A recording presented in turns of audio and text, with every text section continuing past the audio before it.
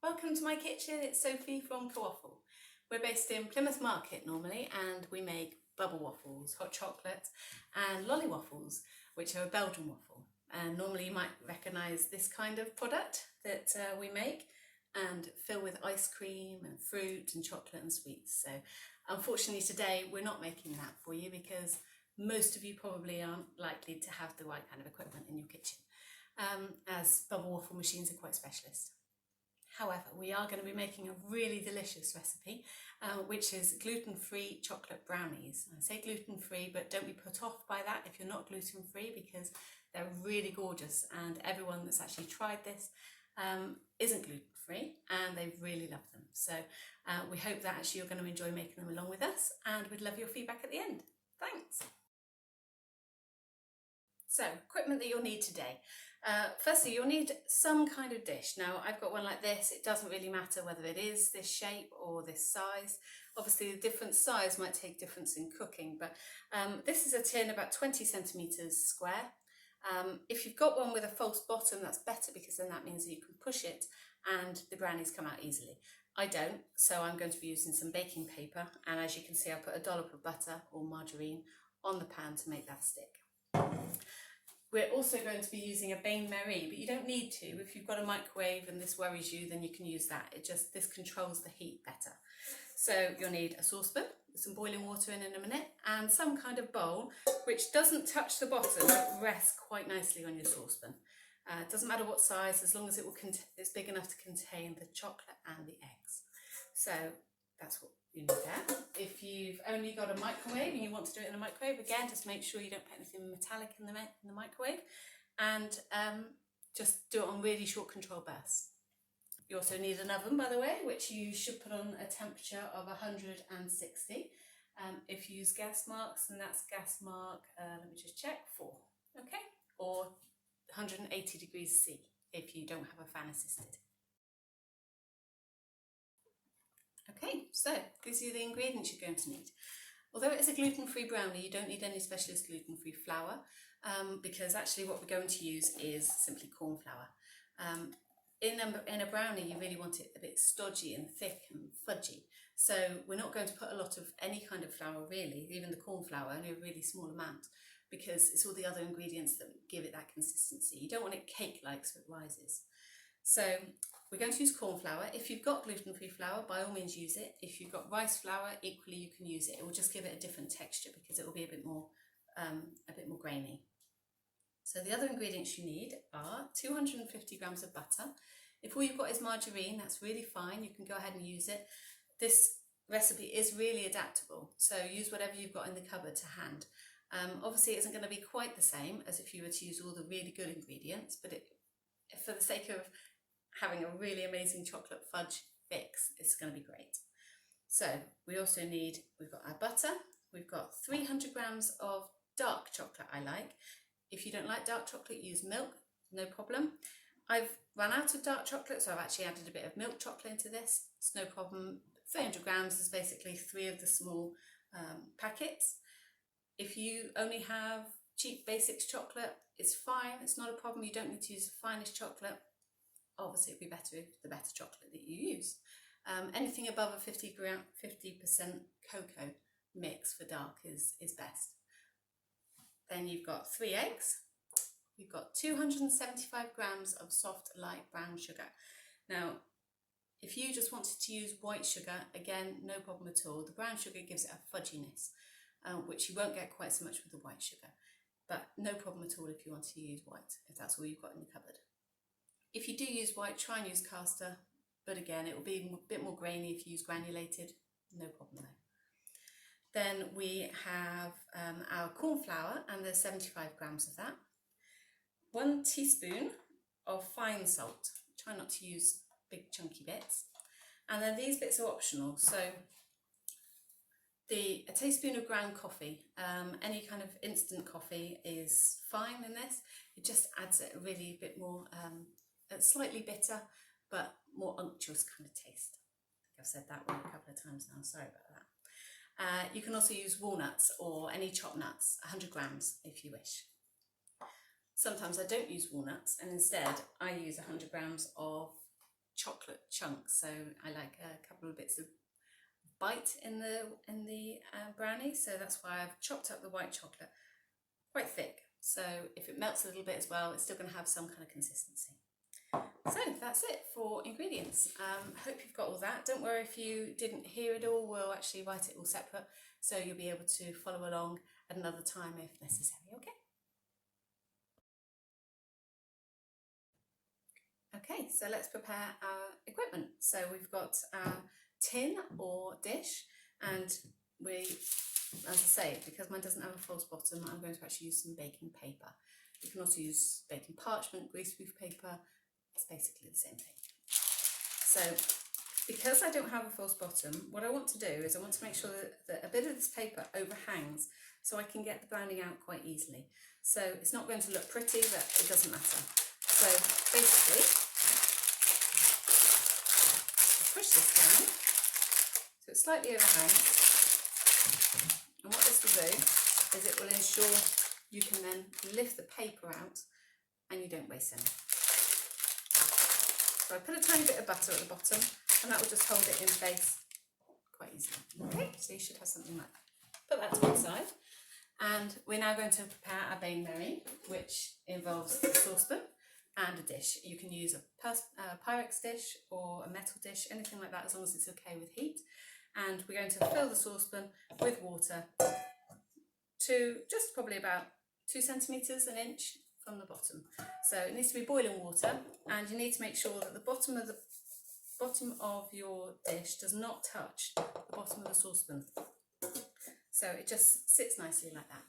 Okay, so it doesn't matter on the size of the saucepan, even if it's smaller, as long as it doesn't touch. Now, I'm just going to put the kettle on. So I've now got my boiling water in my saucepan, just boiled, and my dish. So I'm going to put all the chocolate and the butter in there. I've diced up the butter, like you can see, so it will actually melt a bit quicker. I'm going to put my chocolate in there as well. And if you are young, you will need to probably get an adult to help you with this, because this pan will get very hot. Equally, if you're worried about that with small children, use the microwave, it's not a problem. Just microwave it in 30-second bursts so it doesn't burn. That's the reason why we use this. It's a more controlled heat. So I'm going to put my oven on, but I only want this to simmer. I don't want this boiling furiously because it gets quite dangerous, okay? Because as you can see on my saucepan, I've actually got a lip. So, you know, if you're covering that, then steam will come out of that and also water can splash up. Okay, so just position that like that.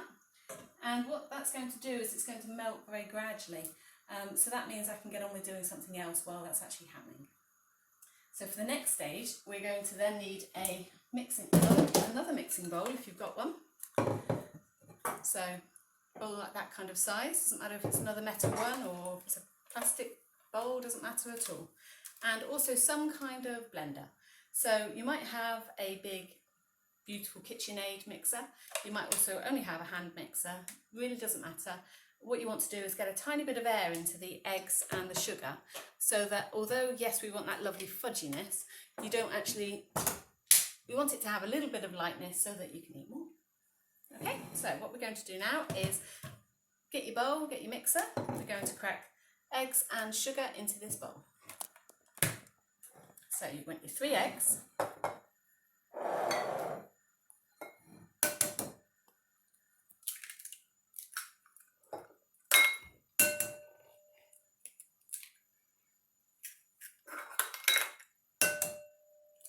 we found on our bake-alongs that we do on a Saturday morning that the children love to break the eggs. So, you know, if you actually find that child really wants to break the eggs and they get a bit of shell in, if you use another piece of shell to actually take that shell out, it actually has like a magnetic effect with the other piece of shell that's in there. I mean, a spoon is obviously more hygienic, but the kids love to actually get involved. So, you know, you don't want to stifle that enjoyment. So we do a bake-along with a whole group on a Saturday morning, and working together and cooking together and answering questions as we cook. So we've got some really young children on there and they love it. So I've got my sugar and my eggs on there now, and I'm just going to whisk it. Now we want to whisk it until it's lovely and smooth, so you'll see as we go along, okay? Start low, otherwise you'll get sugar all over the place. I'm just going to pause just to check my chocolate. And if you've got a spatula, something along those lines, then you might want to use it. Now, obviously, have a tea towel or oven glove, something along those lines, just to make sure you hold this and make sure it doesn't burn. So just hold it and give it a quick mix. You'll notice that the butter has already started melting, some of the chocolate has as well. Hope you can see that. Yes, give it a quick mix. It shouldn't burn very easily using a Bain Marie like this. Obviously, if you're vegan, you can use plant-based margarine. We do a lot of vegan waffles and gluten-free waffles.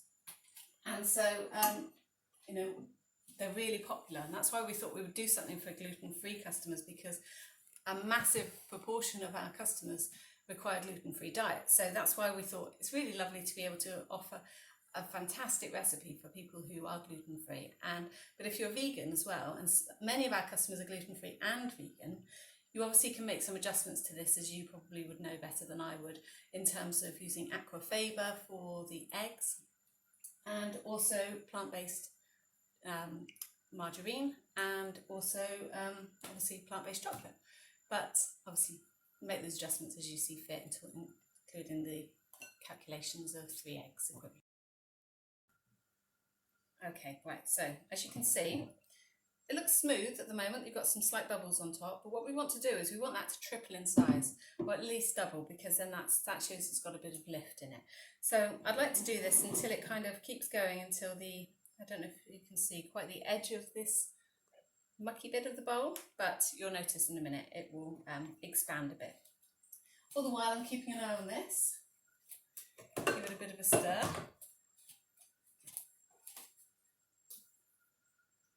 See, chocolate's melting well, the butter's melting well. If you do use margarine, you might notice that the brownie is a little bit more greasy. It's the only thing I will mention, because although using margarine, it is fine for an emergency kind of situation, emergency chocolate fix, it will have a slight different texture. Okay, I'll give that a quick stir.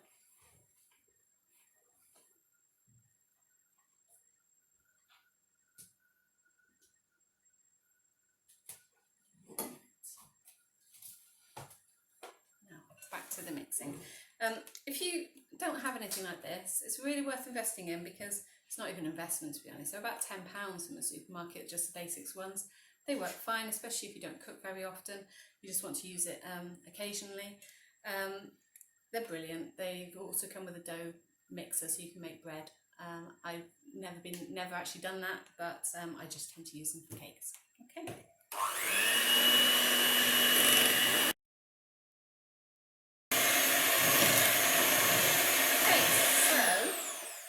That's about ready. I don't know if you can see properly, but I've basically got a lovely and smooth consistency here. It's changed colour completely. As you could see earlier, it was quite dark because of the sugar, and we've now got some lovely air in that. Now it's probably about doubled inside, certainly not tripled today, but I think that's about right. We've got some lovely air into that. Now, what we're going to do next is fold in the dry ingredients. Now, you need to make sure you've got a metal spoon for this, because a little bit of science. The metal spoons don't actually break down the air bubbles quite so much. When you've tried to put some air into something like this, into eggs, you need a metal spoon to fold. Now, I'm checking this, and I'm going to make sure that butter and chocolate are mixed well together, so there's no greasy level. No greasiness. I'll bring this over to you now so you can see. Okay, so hopefully you'll be able to see that. It's lovely and smooth. Butter and chocolate has mixed well together. I'll just put it back on just to finish it. Make sure it's completely melted.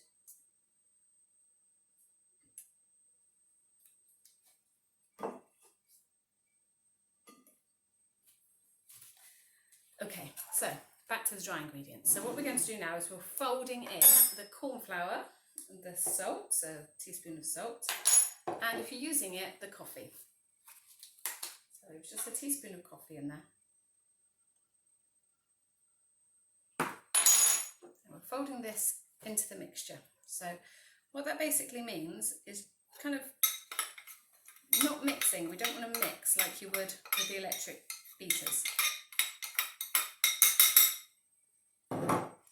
So how I do this is I basically am moving everything that's on the bottom up to the top and then cutting through, and then moving it from the bottom to the top and cutting through. So you could do it like a figure of 8, and then it makes sure that you're not getting too much air in, but you are folding it nicely. So you're always pulling up what's on the bottom, pulling it over the top. So what we're trying to do is not lose all that air that we just put into the eggs. Although we do want these to be fudgy and a little bit stodgy, we don't want them to be completely flat. Now, obviously in corn flour there's no rising agent. Another thing just to mention, actually, I know I mentioned that we're using corn flour and you don't need to use gluten-free flour. You'll find this in the gravy section of the supermarkets, but make sure that it does say it's gluten-free if you are cooking for somebody with an allergy. Okay, as you can see, as I'm pulling it round, there's still some granules there. You can still see some white bits. Okay.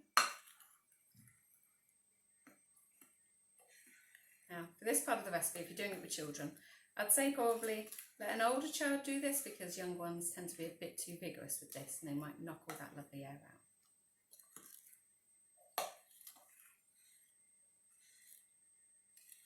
Okay, so this is now done.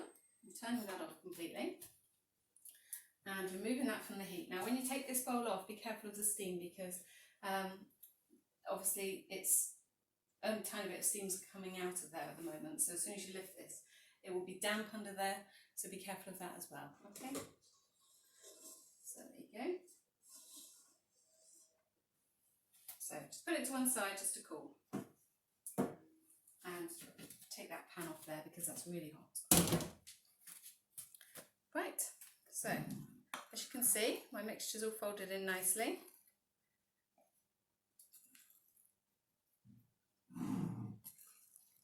Right, so hopefully yours is looking something similar. So what we're now going to do is we're actually going to put this chocolate mixture into this. Okay, so still using a tea towel because this bowl is probably going to be hot. We're going to pour the chocolate mix into our eggs and black corn flour. We're going to do the same again. We're going to fold the chocolate.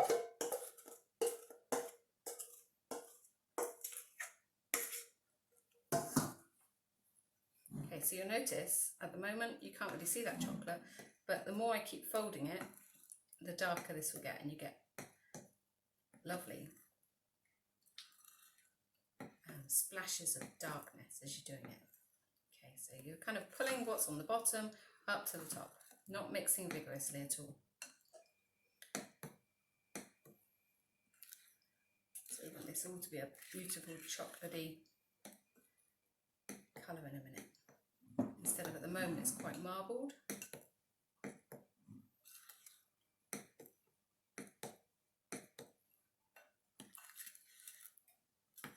Hopefully as well your oven's now up to temperature.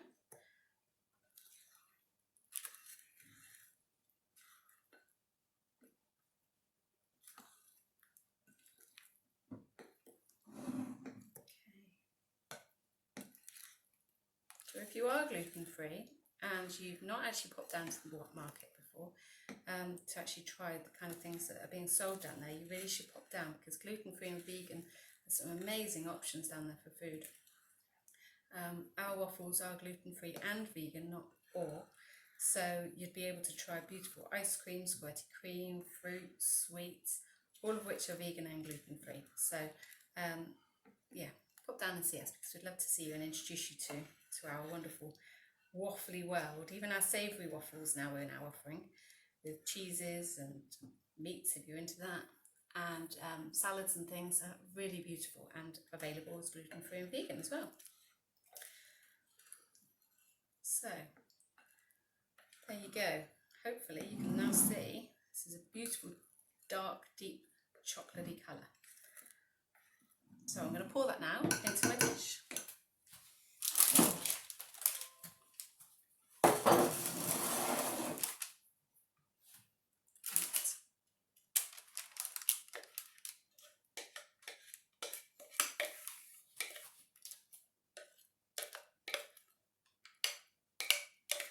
Sneaky bit of corn flour there, look at that. Didn't actually get mixed in. How's it avoided it? I never know. Now, if you've got a ladle, like the one I was using to mix, these are brilliant because they get every last drop.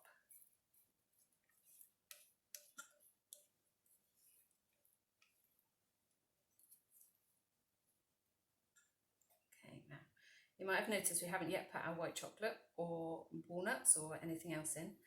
You could have done that with the chocolate step. If they're nuts, you can, because obviously they're not going to melt. I try and leave it a little while until adding chocolate, because if you add it too soon while that's a really hot chocolate mixture, it will actually obviously melt the white chocolate. So I'm just going to add some in now. So I'm going to put it in like this and push it down with a spoon so it gets completely covered. So I'm adding 100 grams of white chocolate chunks. You could use 100 grams of cherries, 100 grams of walnuts, 100 grams of the chocolate, any type of chocolate nuts really, pistachios.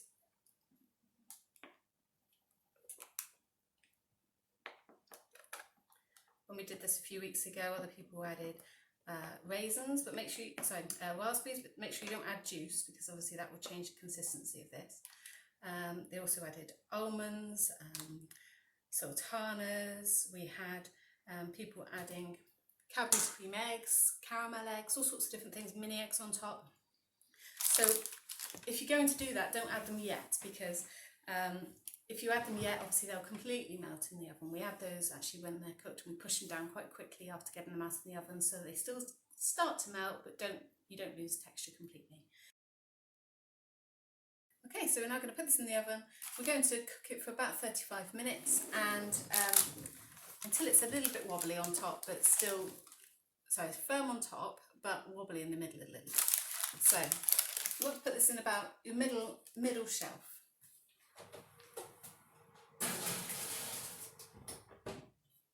Okay, set your timer.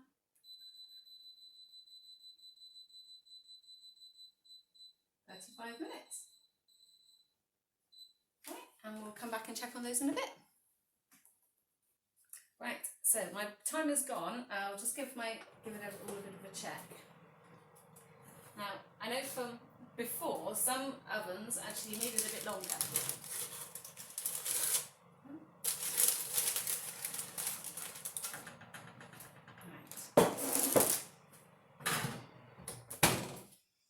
So what we're looking for here is for it to be firm on top, which it is, but I don't know if you can see, I think this is a little bit too wobbly.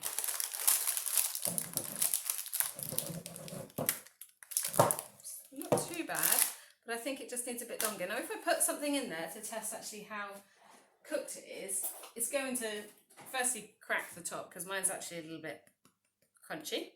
But equally, it's going to come out gooey, because a brownie obviously is gooey, but we should be able to tell whether it's uncooked. Now, it's not too bad. No, I've still got a little bit of gunk on there, so I think I'll put it back in for another 3 or 4 minutes, yeah, because that side, definitely it's a bit too wet. So I'll put that back in for another 3 minutes, and I'll check it at the end, okay? Okay, now these are smelling gorgeous, but they've got to be done now. It's had approximately 45 minutes, so that's another 10 minutes, because I checked it in between time, it still wasn't quite ready. So they are definitely now ready.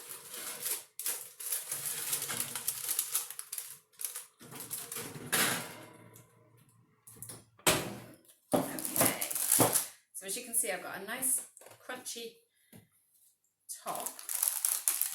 So I have a crunchy top and a fudgy inside. So what I do is I'll leave that now to cool as it is.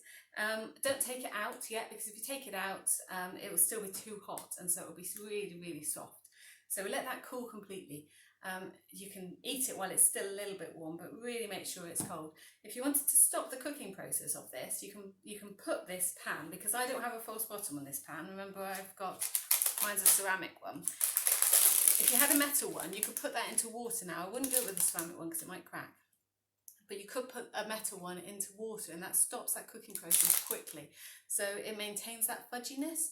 I don't do that, but I know other people that do. So I just leave it like this. If you wanted to put any Cadbury's cream eggs in there, or caramel eggs, or mini eggs, or any of those kind of different toppings, or Biscoff biscuits, if you put Biscoff swirls in there, do it now, because now is while it's still soft. It will harden and get a bit thicker as it cools. So do it now, push them in. The heat from the residual heat will actually continue to melt those slightly, but that will be lovely because the top won't melt completely. So just push them in and then let it cool. If you've got a cooling rack, that will obviously cool it from all angles a lot quicker. All right, and we'll catch up later just to cut it. Okay, so now this has been cooling for probably about 2 hours. So I'm going to take it out, and to lift it out, use the baking parchment. So because I grease it underneath, it should it stayed in place quite nicely, and it should just lift out. So there you go.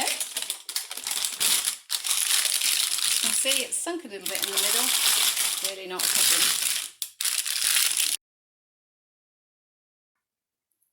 Now I'm cooking this. I'm cutting this when it's a bit too warm. It will collapse a little bit because it's still warm. So you might want to let this cool before actually cutting it, like I'm doing. Cool completely. I just wanted to show you the inside. It's so fudgy and delicious. Right, there you go. So a lovely bit of gluten-free brownie, which will be lovely with some ice cream, or maybe some raspberries, some strawberries, something along those lines. But it's just thick and beautiful, and not too light, but stodgy and lovely and yummy. I'm going to have a bit now.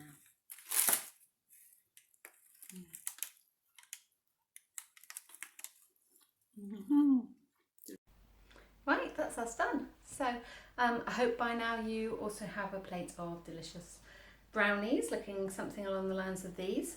Don't worry if they break apart a bit, because that's normal. They don't have the gluten to hold them together, so because we use corn flour. But don't worry if they break apart or a little bit too moist. It's perfectly delicious, and I'm sure you'll love them even if that is the case. If you did want to swap it and use normal flour, just use plain. Don't use self-raising, because it will rise too much. You don't want it like a cake. You still want it to maintain that lovely thick consistency. So hope that helps. Anyone who is following a gluten-free diet, then come along and see us at the market, because in addition to our standard waffles, we do vegan and gluten-free waffles, which are really, really popular.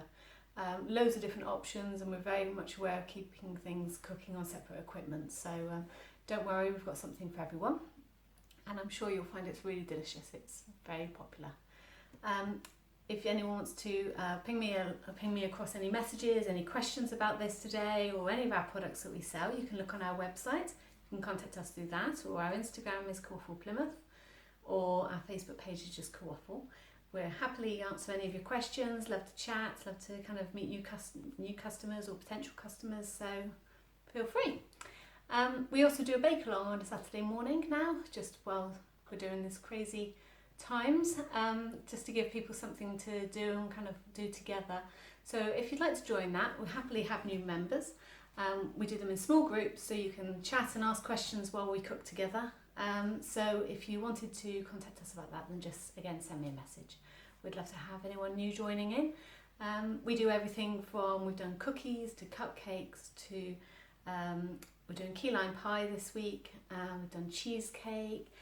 We're doing Victoria sandwich cakes next week. So yeah, lovely. We'd love to have anyone new join in. And I hope that makes sense today. I hope it's easy to follow. And I'm sure that you'll enjoy eating the fruit of your hard work.